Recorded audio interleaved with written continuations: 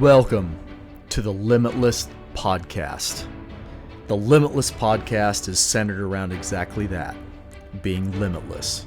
Hunting, fishing, fitness, nutrition, adventure, disabilities. What may be covered during the LIMB-itless Podcast will be, well, limitless. Stay tuned for this episode of the LIMB-itless Podcast.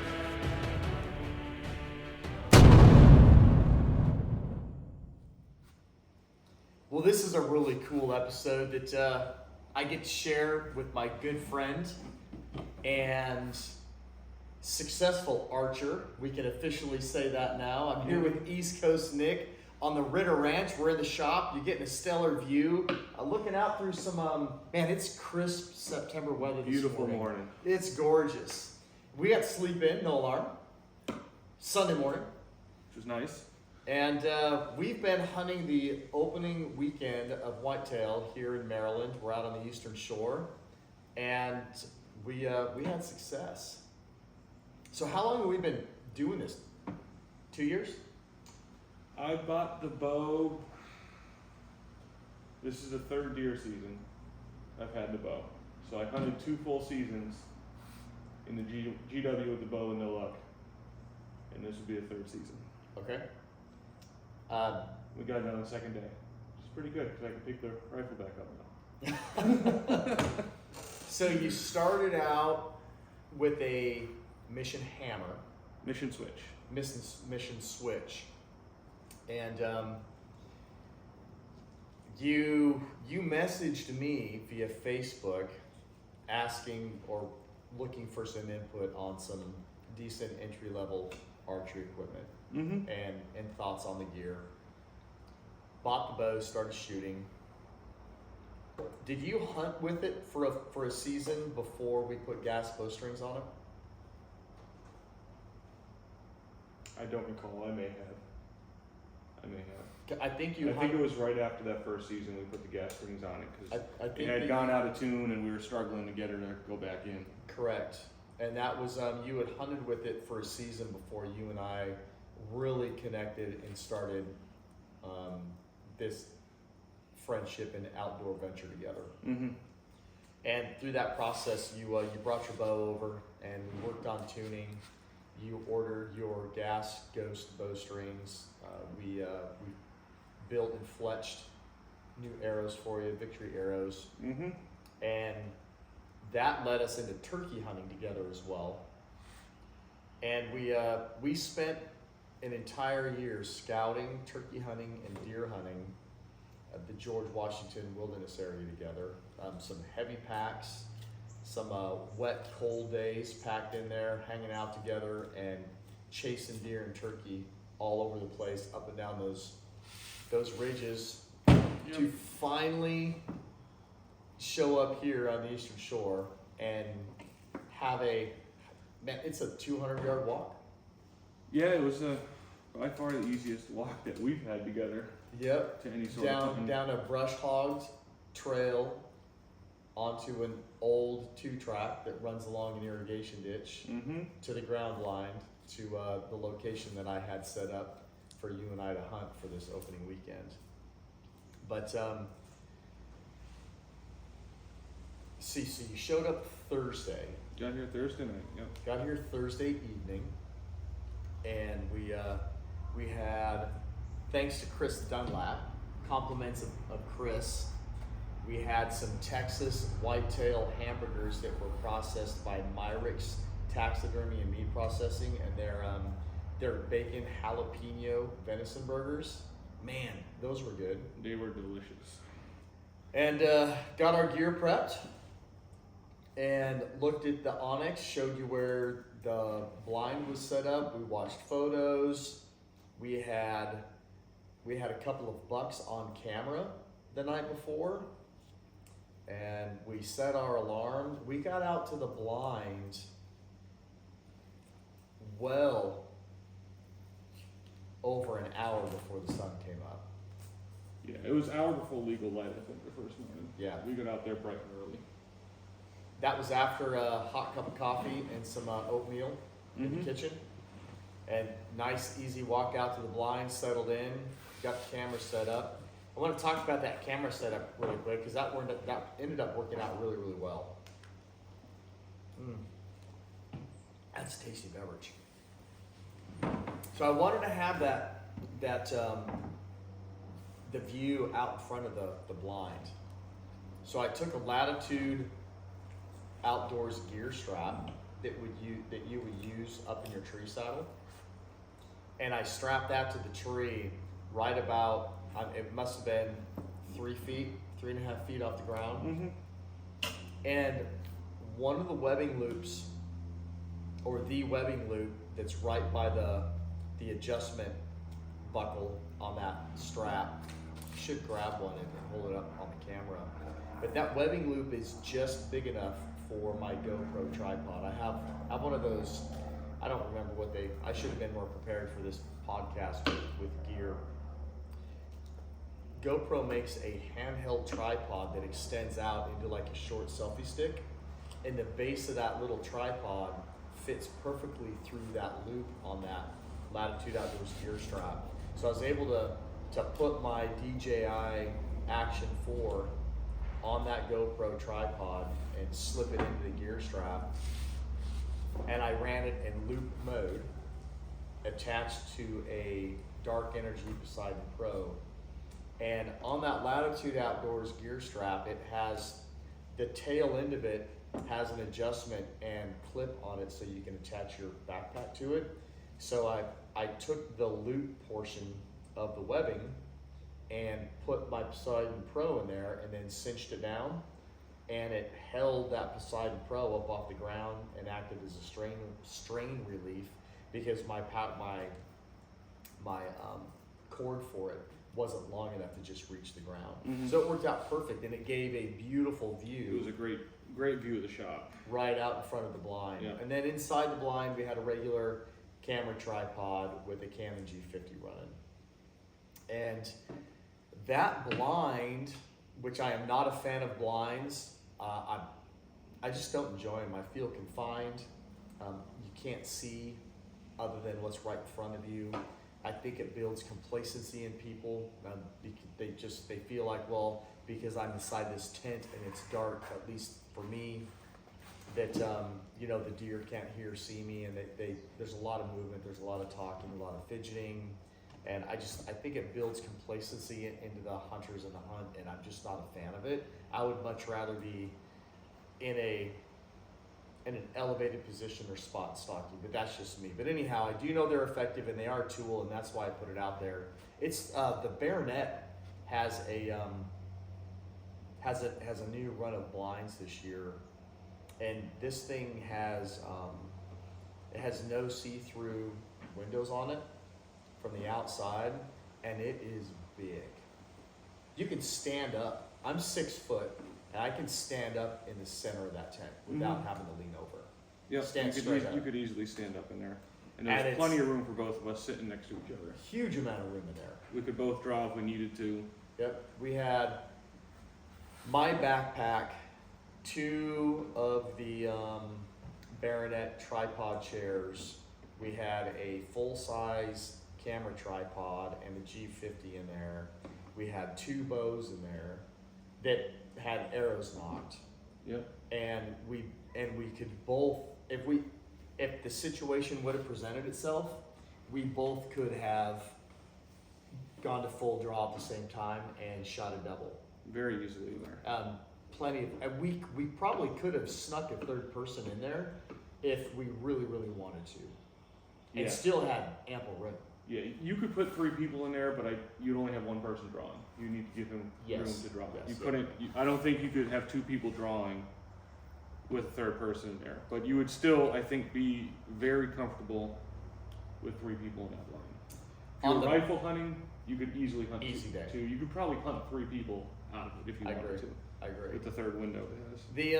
The front panel, so it's a 5-sided blind, which is really cool. And that's what provides more room than a standard 4-sided blind.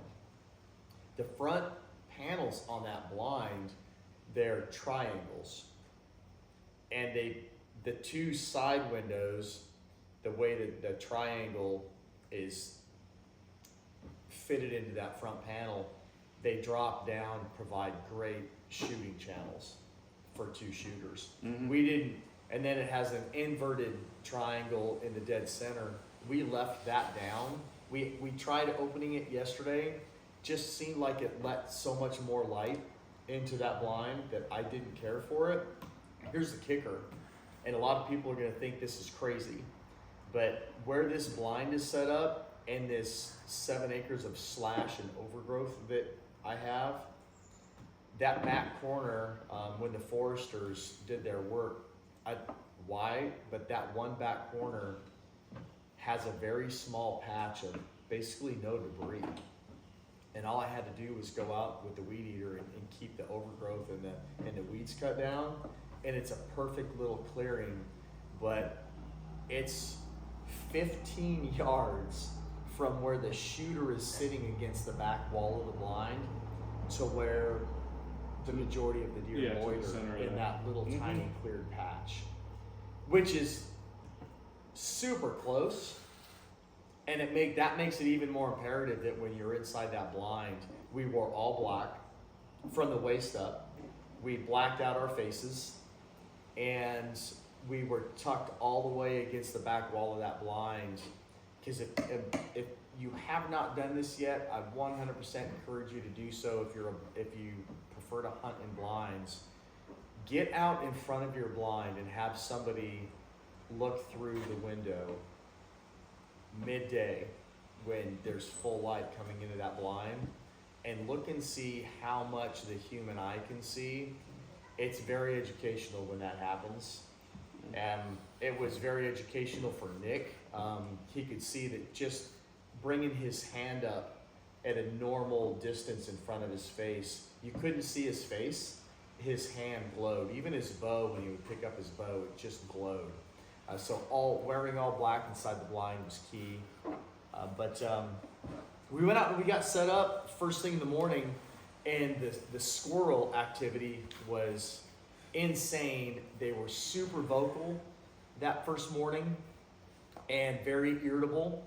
And I have the blind brushed in fairly well, and they're all over all the logs and the limbs and the slash and the brush that I have piled all around the blind. So that was pretty entertaining. And they were pretty angry that first morning. They were not happy. They were barking and screaming at everything, but that's squirrel's life, right? What did we see that morning? Anything? The two fawns came out that first morning. Young fawns still had their spots, which is strange in September, but apparently around here there's no true set breeding season, I guess. They we do tend to, out here in Southern Maryland and on the Eastern Shore, tend to have some does that go into estrus very, very late into the winter, and they're bred late into the winter. So we still have fawns running around. Fawns lose their spots 90 to 120 days after birth. So figure that we are now into we're going into the second week of September, and I have small fawns in full spots running around on this property. So they're, at a minimum, they could be less than 90 days old. Mm-hmm. But we had a couple of fawns come in. The morning activity in that spot's not high. I get more evening activity on that spot, but I'm not going to bypass time in the blind in the morning, just because we're not getting stuff on camera. I don't like to just hunt by the camera. I like to hunt. So we had a really, really good morning, and it was kind of funny. It was one of those. It was like 9:45. We had not seen or heard a deer whatsoever. No. And I do have some other cameras running on the property. Nothing was triggering on any other cameras. Nothing was moving. And so at 9:45, I had to pee. You had to pee. Both of us were getting hungry. Both had a coffee. Both of us were out of coffee. So it was a mutual decision of, hey, at 10 o'clock, let's go ahead and pack it up, and we're going to head back to the house. So at 10 o'clock, we started getting things organized, and we had quietly packed our bags and whatnot. And I had turned my back to Nick and bent over and had just started to quietly pull the zipper up on the access panel. And Nick whispers over to me. He's like, hey, don't move, there's deer. So I turned my head back towards Nick, and those fawns were coming out. They were 7 yards from the blind, coming around the slash work. And they came right out in front of us and started feeding. And so we watched them for a couple of minutes. Now, my buddy Anthony Ferrilli, he has this thing where he calls it farting off an animal. So he likes to hunt out of blinds. And he wants to be able to document spooking a deer away from the front of his blind and a turkey by farting. And I happened to have I was trying to be a gentleman in the blind that morning, and I'd been holding all of my gas until we were going to leave the blind. But as I was bent over with one hand on the zipper of that blind, all your gentlemanness went away. Not really thinking about the trajectory at that moment in time. All I knew was there were two candidates, and those two fawns were a little spooky. And I broke wind. That's one word for it. And it was great tone, really, really good tone, Good baritone. And one of the fawns, its head shot up, those ears popped up, staring right through the window at me, and Nick is whispering behind me, "Really, dude? That was right in my face." Oh, man. Both of us are trying not to laugh too audibly. And I was like, I'm trying to fart off the deer.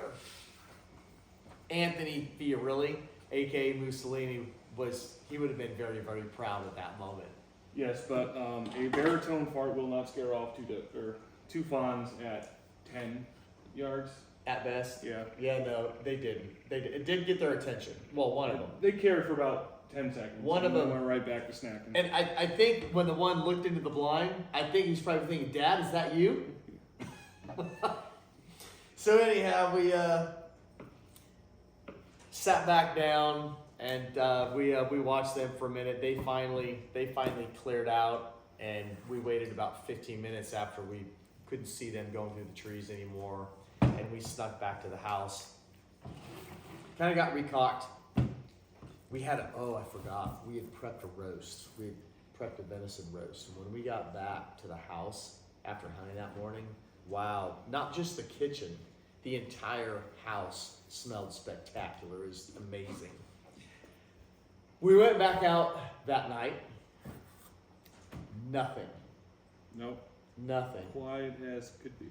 Yeah. Hardly even saw any squirrels. That was, and there was, we were getting text messages from some other friends that were hunting opening day, and they were sharing their success, and we were happy for them. Slightly jealous, a little bit disappointed that we didn't see or hear any activity.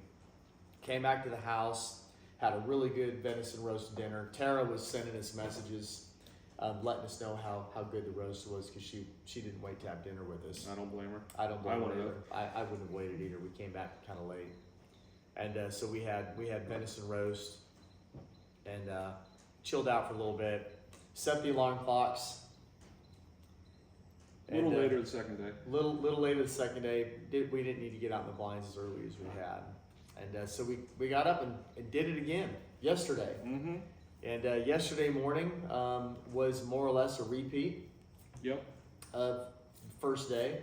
Weather had changed. First day, sunny, hot, a little bit humid, miserable inside the tent. Yesterday we had full cloud cover. They were predicting some rain showers, but I don't think we ever received any. No. Oh, hold on. Our afternoon activities yesterday. We didn't talk about that. What did we do? So we you're. we hopped in the side by side, Mm-hmm. and I had placed 2 cameras. We're not even to those yet. We're still yesterday morning. You're skipping ahead now? Well, we went out yesterday morning, and I mean there wasn't nothing of note to really speak of. We got up. We had one fawn that came back in. One fawn that came 11 back squirrels. in. 11 at one squirrels. Yep. But I mean, other than that, coffee was good. Electronics ran good. Banter was good. Banter was good. You know, there was no passing of gassing that I really knew of. I mean, there were no animals that fired off, so I mean, we just kind of hung out and tried to stay still and whispered back and forth and drank our coffee. That was about it. Mm-hmm. So I had 2 cameras on the property. When we purchased this place, on the north end of the acreage, I had found a hub scrape. There were 3 organic scrapes back there, 2 of which were active. So I put a camera out there and I started working those scrapes, and those scrapes were active. 2 of the 3 stayed active all the way through April of this year. And I had doe and buck movement on that location up until April of last year. I put a mineral site on the property, and it was only producing activity from does and fawns. I never had a single buck on that mineral site. So I made the decision to move those, and we did that yesterday. And we took the side-by-side out. Nick had never seen the property, so I took the side-by-side out, and we went and recovered both of those cameras, and we did a little bit of a meander quietly, and found where I wanted to put in a new mineral site and a new mock scrape. And then at the water source, I wanted to rake it out and throw down some more clover seed and fertilizer. So we did all of that. We were done by, what was it, 1 o'clock? 1, yeah. 1 o'clock. And we put out a little more fresh corn out in front of the blind. And we peed in every scrape. Now, Specialty. not just, and I'm not gonna divulge on what that special pee was, That just makes it sound weird though. but it was our organic special pea, and we've actually had deer in it in the last 24 hours. So we did all that, we came back to the house, and then we just kind of relaxed and had good vibes. The weather was good, the winds, Winds were switching to be perfect. they were going. They were not ideal in the morning. Not ideal in the morning. We did have a mature deer blow at us in the morning. I think we got winded in the morning. But we went out in the evening. We went out a little bit. We went out later in the morning and the evening yesterday than we did on the first day. Mm-hmm. And again, we got settled into the blind. Cameras were running. Things were hunky dory. About 4:30 we got settled in. I think so. Yeah. So the trend on this acreage is I don't get hardly any activity until the last hour of daylight, which is, I mean, that's normal deer activity, but considering the surroundings, the lack of pressure and everything, I was hoping for a little earlier movement, if nothing else, just to have quality of light for some filming, because I really wanted to film Nick's first archery deer. But it must have been, was it about 6:45? About 7 o'clock? About 6:30 we heard the first. We're sitting in the sound. blind, and I heard a thump out behind the blind. And it was, when I say that I heard a thump out behind the blind, it was probably 40, 50 yards off. I heard a sound that was a heavy object on the ground. That real hollow ground, like somebody stomping or stepping. and I knew it was a large animal. So Nick picked up his bow and we hit the record button and we waited 20 minutes and nothing happened. So we turned the camera off and Nick put his bow back in the holder, and my interpretation of it was I told Nick that I thought it was deer staging. They were going to come out in the clearing. And time passed, and it must have been about 7:30. No, shot was 7:32. Okay, so seven. So I looked at my clock at 7:20, and we hadn't had any more movement yet. Mm-hmm. So it was in between 7:20 and 7:30. We started hearing movement again, and the first buck came off to, as we're sitting in the blind, he came off to the left side, which is their normal pattern of movement there. And he came out in front of the blind and he started to turn like he was going to walk within 5 yards of the front of the blind. And then he took a left hand facing movement and went over and checked the mock scrape that I have in. And then he made a right facing movement and walked out into the clearing. And then the spike came pounding in behind him. Came in like a wrecking ball. Yeah, no cares in the world. No. So, Nick, I want you to talk through this portion, and then I'm going to, through your view, and then I'm going to share my view. So you tell me how everything transpired from the moment we started hearing deer actually coming in. Well, of course, my heart rate never rose, and that was nice and calm and collected the whole time. But no, so we heard him starting to come in. You could hear the 8-point starting to walk in. He was definitely being a little more cautious. We saw him coming through the one-way screen on the left side. When he stopped at first and went towards that mock rub, that was still too far left for me to actually have a shot on. He was still behind. He wasn't in the open end of the window. At that point, got the bow out, obviously shaking a little bit. You know, first deer I've gotten had in front of me in almost 3 years now, so definitely got excited for that. He's coming out. I think we both got a little chuckle as he walked to the clearing. He stepped in a hole and almost face planted as he was walking out.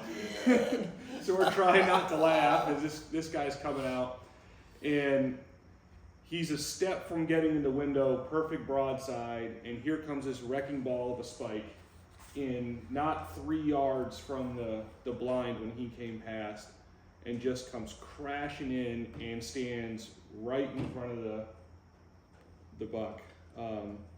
At that point, I have the bow in front of me, release is on, sitting there. Buck turns away a little bit. I start drawing, get right into the meat of the draw cycle, and both of them turn, snap right at me. So I'm holding 74 pounds, just sitting there for, it was probably 5 seconds, but it definitely felt a little bit longer than that. Finally, they put their heads back down, start feeding. I get up to full draw, and then it was just a waiting game at that point. It was dark. It was 10 minutes before legal light. So I could see my pin perfectly fine. The peep was hard to see. Got my anchor in good and could make out the haze of the peep. That's about the best I had, but it was plenty where I could still center up my sight on it. At that point, it was just, like I said, just waiting for that spike. Try not to move too much. Finally, the spike kind of turned around and walked away. Settled, probably not as long as I should, but got settled for a second or two and let it go. And it flew true. Quick whack. Watching the video, the deer didn't even have time to flinch. The arrow was in him before he flinched. 17 yards, that elite, that arrow's moving. And he took off, and after that, it was just a little bit of celebration in the blind. So glad to finally had it done. After the shot, I was a little worried. It was a hair forward. He was slightly quartered away. And I was worried it was a hair forward on the shot. Ended up being an okay shot. Didn't go too terribly far. Actually went a very convenient location for us. We'll talk more about that here in a minute. But yeah, just excitement after that. So it's been 3 seasons coming now to put an arrow out. So worked out great. So it was a very, very exciting experience. I'm very glad to have it on film as well. So It's the cool part about hunting with somebody is you get 2 points of view, especially when you have a dedicated shooter and somebody that is there either filming or calling or just there for mutual support. Earlier in that day, while we're spending time in the blind together, I started chatting with Nick about the process of when a deer walked out in front of us. And I was trying to reiterate and impress upon him the fact that it was probably going to get intense. Mm-hmm. And we were talking about the draw cycle. And the first thing I brought up was if a buck comes in, I do not want you to focus on the antlers. And Mr. Calm, Cool, and Collective over here is like, Aaron, I know I'm not going to look at the antlers. I'm going to focus, with shot placement. Like I've got this. I'm good. I'm good. So that went back and forth for a little bit, and we finally both agreed that he was not going to focus on the antlers.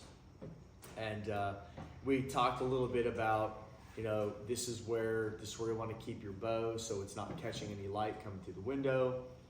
Fortunately for us, by the time those 2 deer did come in, we did not have a lot of ambient natural light coming through the tent. So I'm sure the bow still glowed once I got it up. Probably, but not as bad as it would have at 3 o'clock in the afternoon. No. And so we talked through all of that. And when we transitioned, when I first heard that dull thud about 6:30, I had Nick pick up his bow. And I was hoping it was going to give him something to focus on, to stay still, not swinging the bow around. Didn't work out real well. And he ended up putting the bow back down. And when we heard noise again, and we knew that those deer were starting to close in on our location in the front of the blind,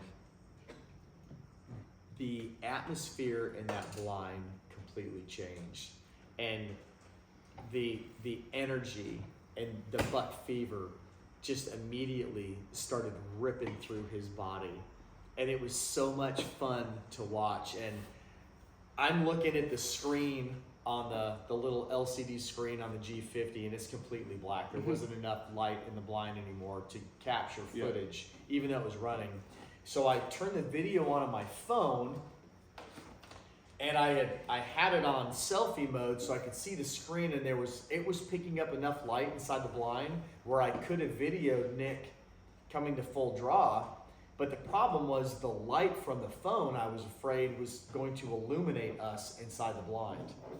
And so I ended up facing the phone to the ground. We have no footage of the draw cycle or Nick shooting. The other problem was Nick now had his bow in his hand.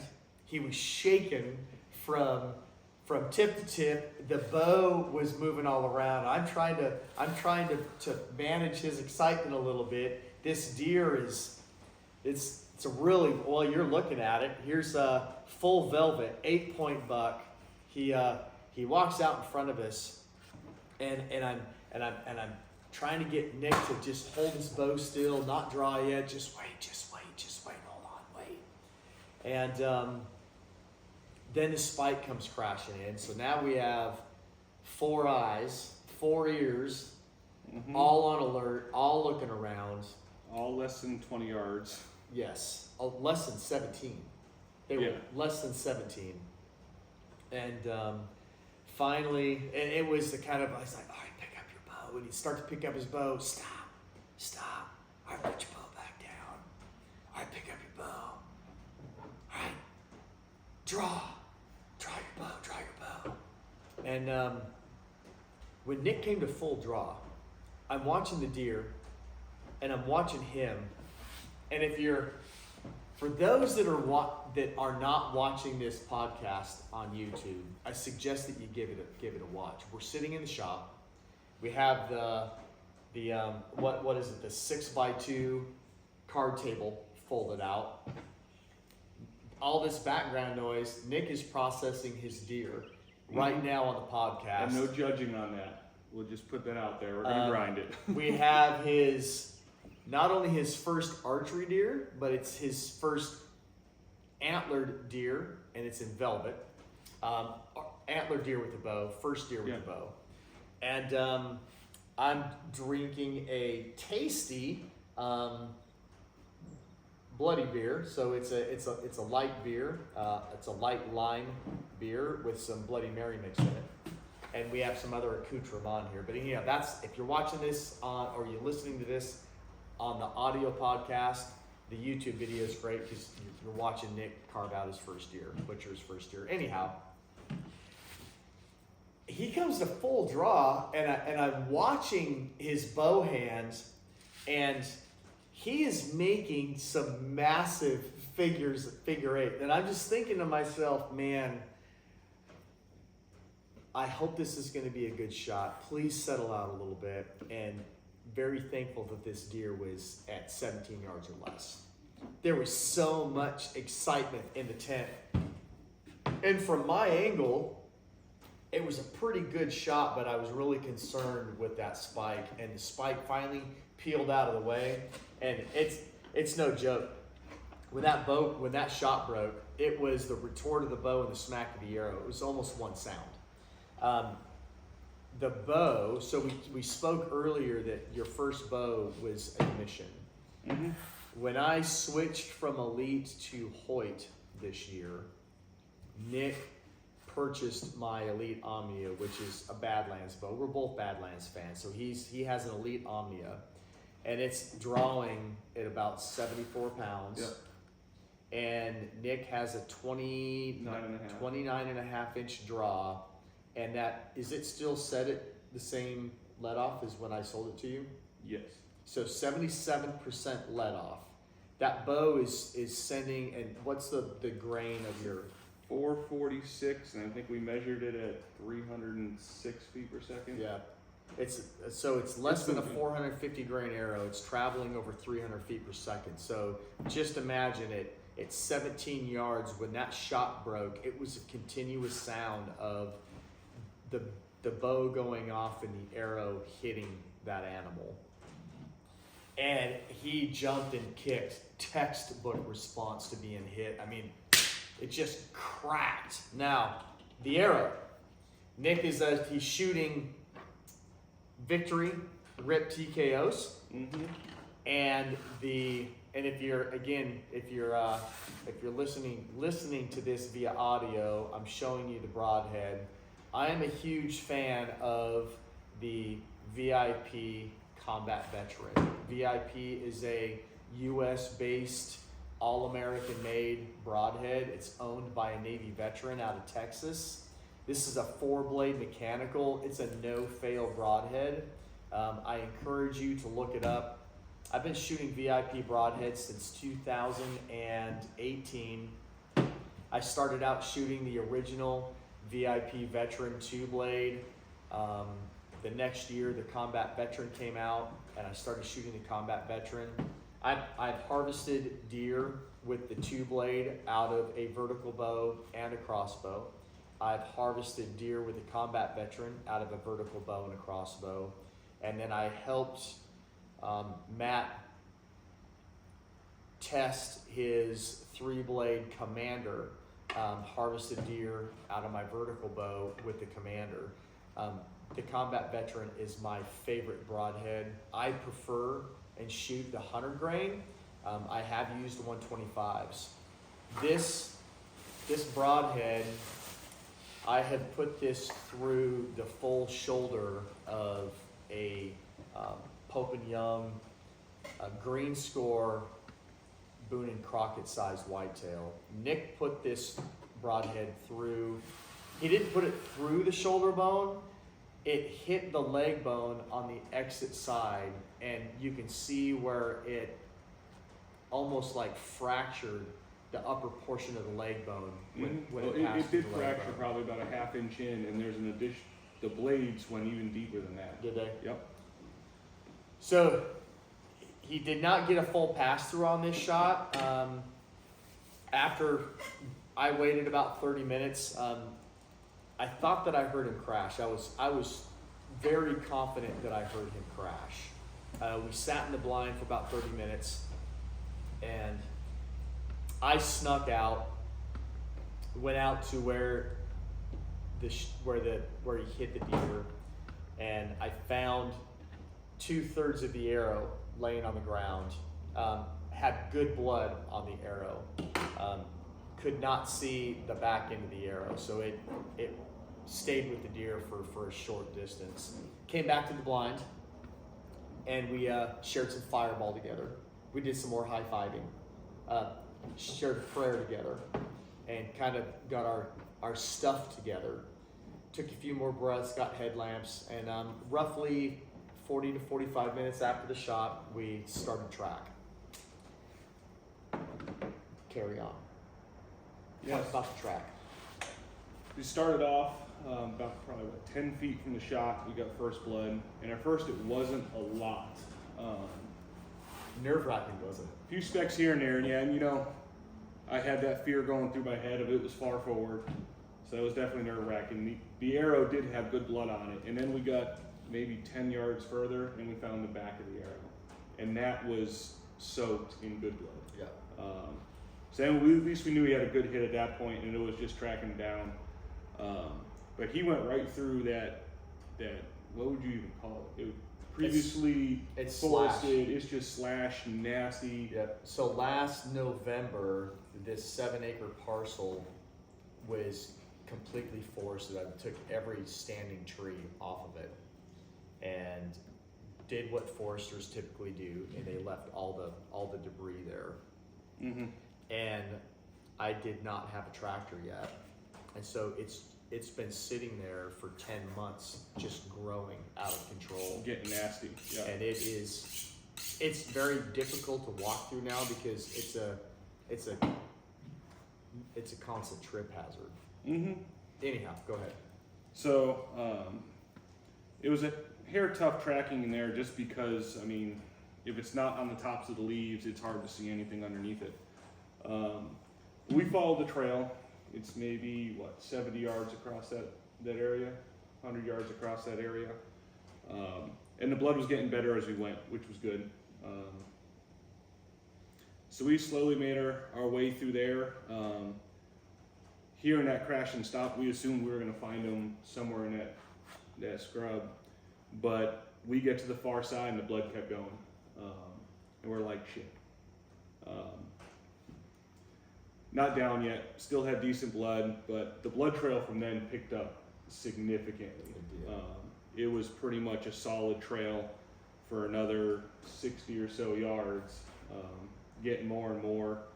And then there he was sitting 30 feet from the road, which was very convenient. But he was almost dead center. There's a standing buffer of trees between the road and our cleared property, and he had ran all the way through that garbage, did a great big button hook, mm-hmm. and went down right on the open pine needles.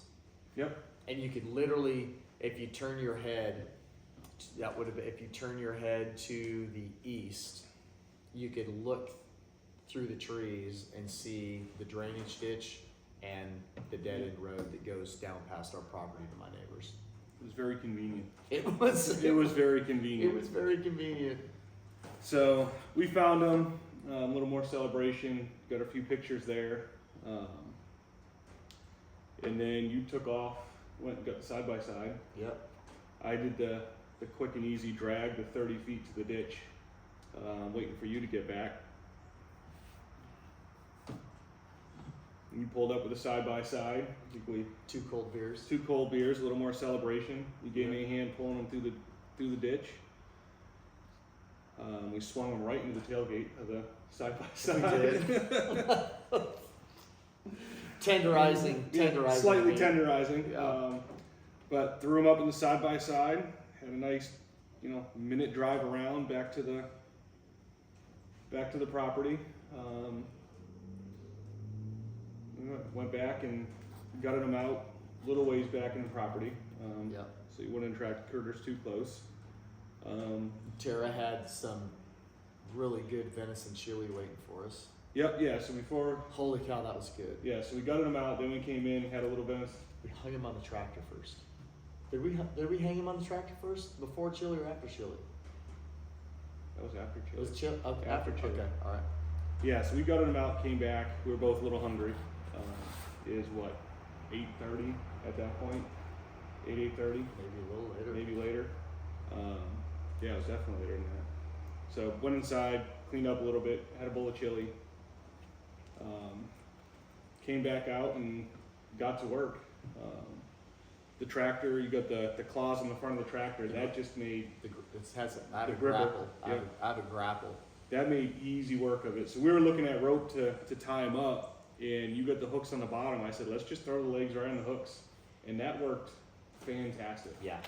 Um, Pro tip: if you have a tractor with a grapple, you don't have to have chain or rope or any type of hoist or wrench. You just cut the cut out the webbing behind the tendons on the back legs and hook it right on the gravel. hook it on the lower jaws of the grapple, and it hangs perfectly. Hung beautifully. Yeah. Made life really easy. It was awesome. Didn't swing around a whole lot or nothing. At all. It was very steady, made skinning very easy. There's a tick. Little guy. Little guy. Yeah. Yeah, that was cool, wasn't it? It worked out well. So, yeah, last night it was going to be cool, but we just quartered them up last night. Threw the meat in the cooler with some ice just to be safe. Yeah. At that point, it was what, 10:30. I think both of us were ready for a little nap. It was easily 10:30 because I don't think. Wow, there's another tick. You stay away from me. I don't think I didn't get to bed till pushing midnight Mm-hmm. after a shower and Yeah, everything. so it was probably 11:30 Yeah, before it we was- went in. But we got them quartered up last night. Came out this morning. You were working on cleaning up the tractor and side by side that I got nice and bloody for you. Yeah. And I've just been picking through the meat, so and getting that done. So we're gonna get a couple roasts and keep the back straps, keep the tenderloins. We'll do a bunch of grind.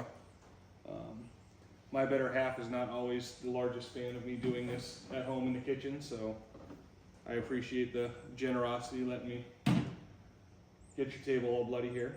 Tara and I really enjoy processing meat.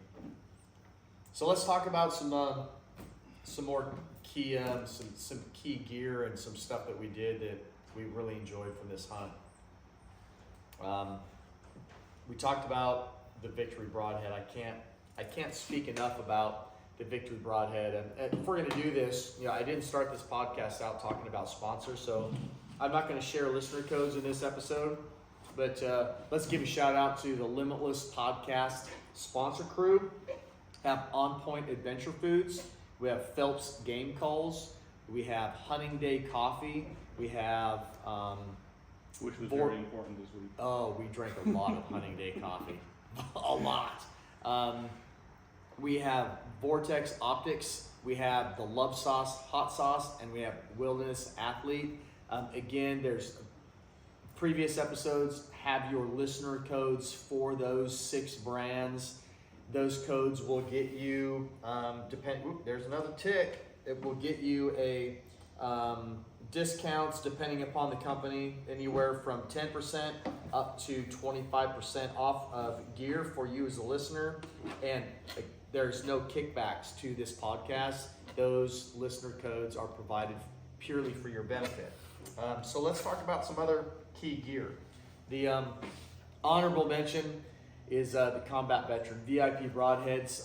They're not a sponsor of this show, but they, I have a very strong relationship with them. They're friends, almost like family.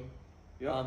For me, and I love Matt and Cindy, and I do not shoot any other broadheads other than the Combat Vet, and I really try to encourage other people to do so. Yeah, and I got to thank them as well. So I'm getting ready for this, and it came to, end of last week, and I realized I've been shooting 125 grain Combat Vets all last year, but with the new bow, I dropped down to 100 grain in the front, so I could keep the same spine.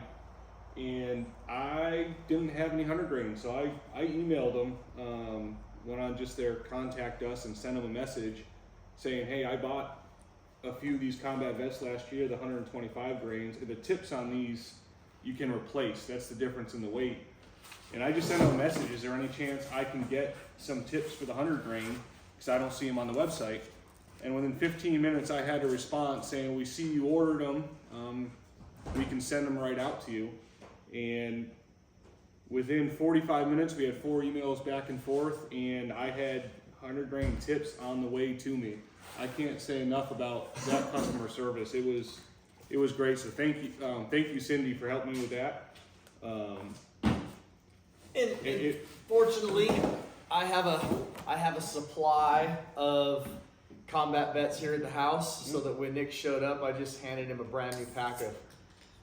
Yep, but I got broadheads to open up. All the 100 grains for myself sitting at home, so it works out.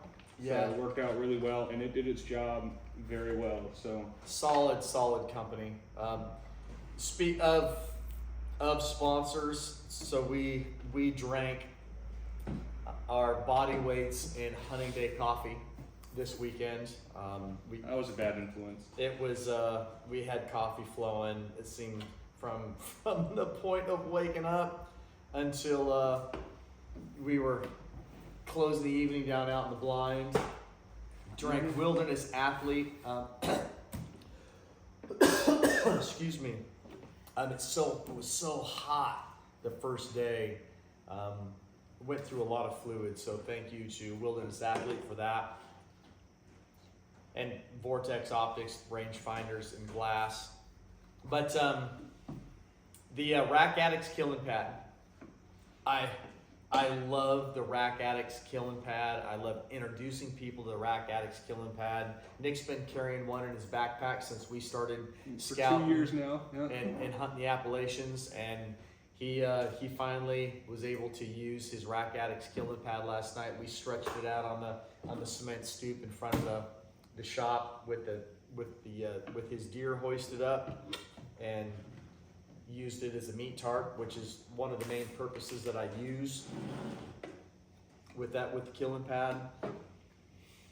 The CF Moto U4 600 was awesome.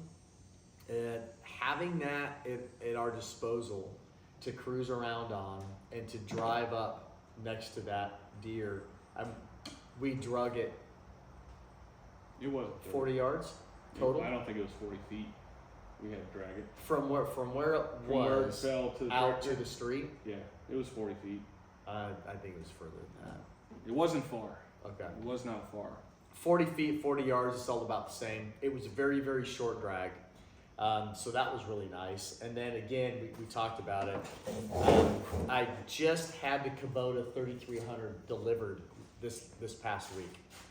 And again, being able to hoist that deer up on the tines of the grapple was just perfect. I can't wait to do that again. That was awesome. Mm-hmm. It worked out very well. Yeah. So that was that's probably the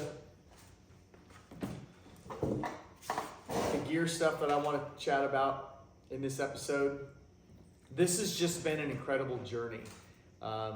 Nick and I getting to know each other. We have spent not hours or days, but months engaging together, shooting, working on archery equipment together, talking about setups together, talking about shot scenarios together.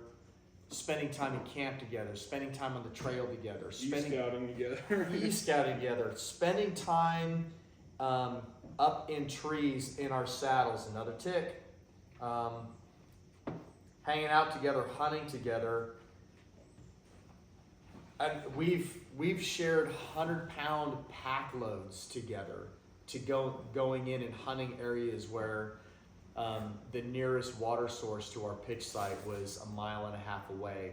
It's a 3-mile round trip to go get water, and so we just carried as water for 4 days. So we had exceptionally heavy pack loads going in. I mean, we've lightning storms in the woods together, waking up in single digits temperatures together, being in a winter whiteout on a scouting trip, so cold and wet that my crispy boot froze to my prosthetic and couldn't get it off.